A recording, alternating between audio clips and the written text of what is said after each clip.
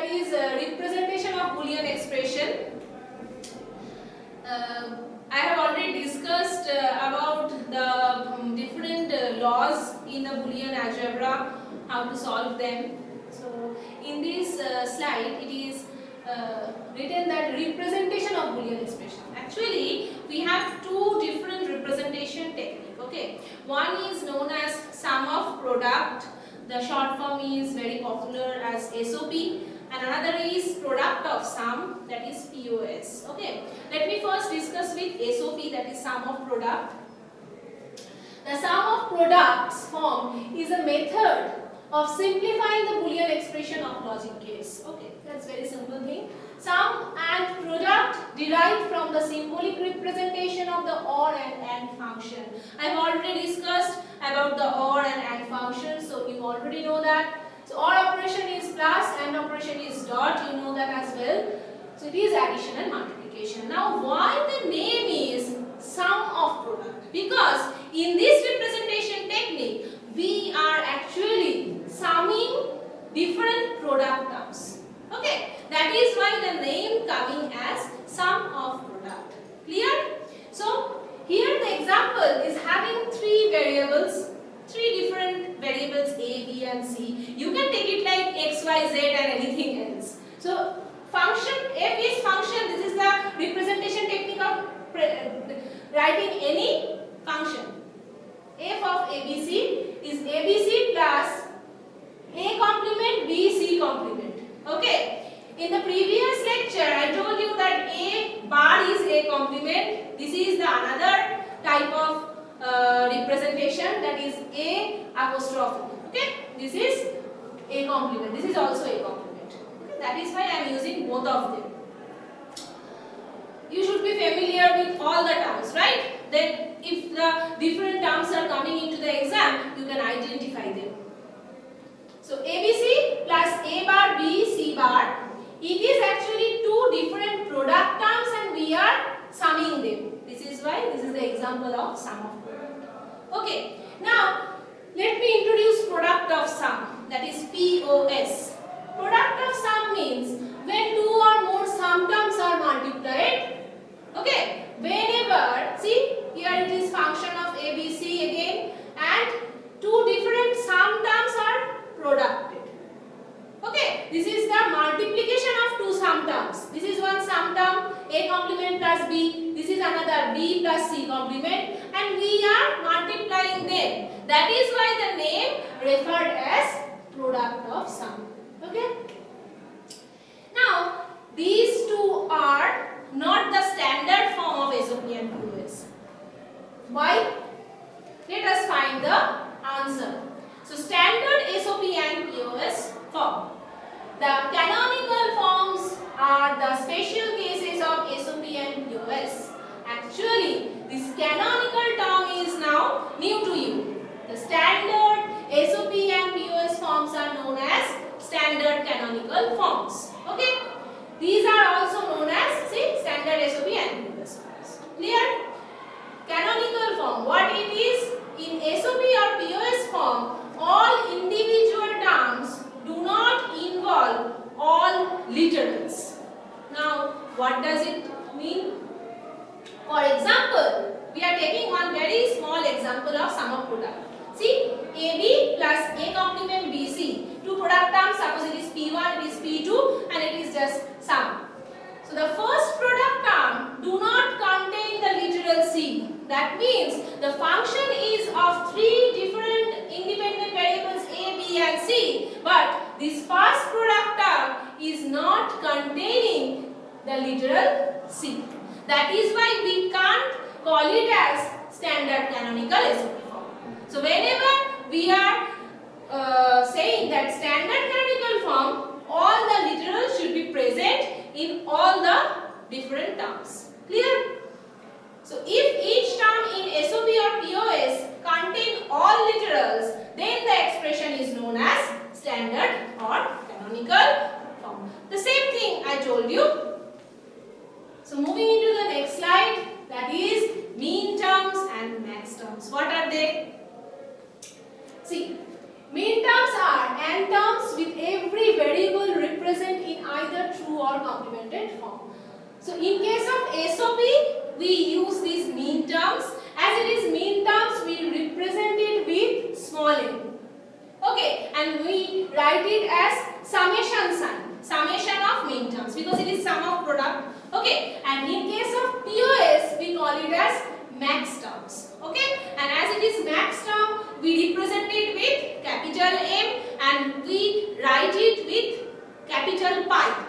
Okay, as it is product term, so pi of m, pi of capital M. So in question paper, it is not written here maybe, so I am just telling you. See, okay, it is written. See the designation. These are the mean terms, M0, M1 and so on. And for the max term, they are in capital form, M0, M1.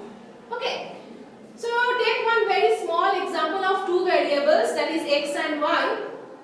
Produces actually 2 to the power n. See, this is the formula, 2 to the power n. So 2 to the power 2 is equals to 4. It is written here 2 into 2. So don't take it. You just take the 2 to the power 2 form, it is 4. So x, y both in their original form. X, y complement. So x in normal and y complemented. X complement y. So x complemented, y normal. X complement, y complement, both complemented. So these are the possible combinations for two variables, and as it is SOP, so we are taking the product terms. Okay, x y bar, x bar y, x bar y bar. Okay.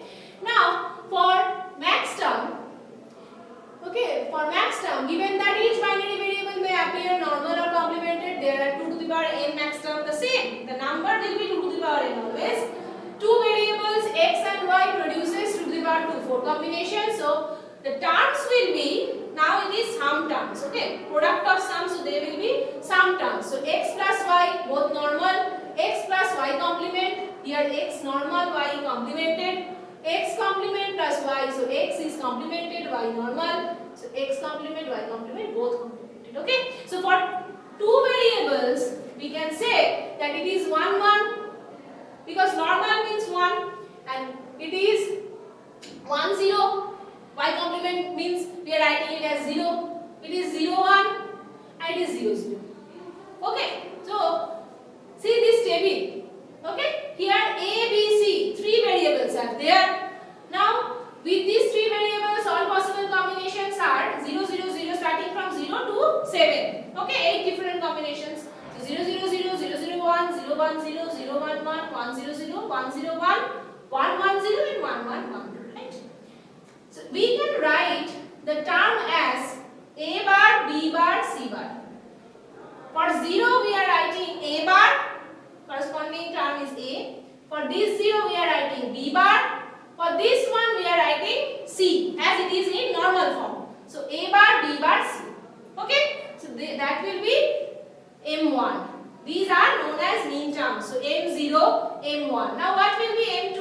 M2 will be A bar, B, C bar, because B is in there in normal form. Next, A bar, B, C. Okay. Next is A, B bar, C bar. So it will be M4. M5 will be A, B bar, C. Clear? Next, A, B, C bar will be M6 and A, B, C will be the corresponding mean term 7. Okay. Now coming into the max terms, the corresponding max term will be, okay, so please remember one very important thing. Whenever you are in SOP, you take the zeros as complemented and take the ones as normal form. But whenever you are in product of sum, that means the max term, you are obtaining the max terms, at that time zeros are represented as their original form and ones are represented as their complemented form. Thus the dual thing. So we call it as duality in digital. Okay. So it is A plus B plus C. Why plus? Because these are the sum terms. Next, it is A plus B plus C bar. Clear? Why C bar? Because here it is 1 and we are dealing with the max terms. Right? Next is A plus B bar plus C. Okay, that is the M2. Now M3 will be A plus B bar plus C bar. One will be represented as their complemented form. M4 will be A plus A bar plus B plus C. Okay. M5 will be A bar plus B plus C bar. M6 will be A bar plus B bar plus C. Okay. And last, that is M7 will be finally A bar plus B bar plus C bar. So this is the representation technique of mean terms and max terms. Mean terms are for SOP, sum of product, max terms for product of sum. Zeros are represented as complement form in case of mean terms, and ones as its original form. And for max term representation, zeros are written as its original form and 1 is written as its complemented form. So that is all about this mean term and max term representation technique, which is very much important for your examination as well as throughout the paper discussion. We are dealing with this SOP and POS. Okay. In general, I will explain everything with sum of product technique. Okay. So in the next lecture, I will discuss K-map.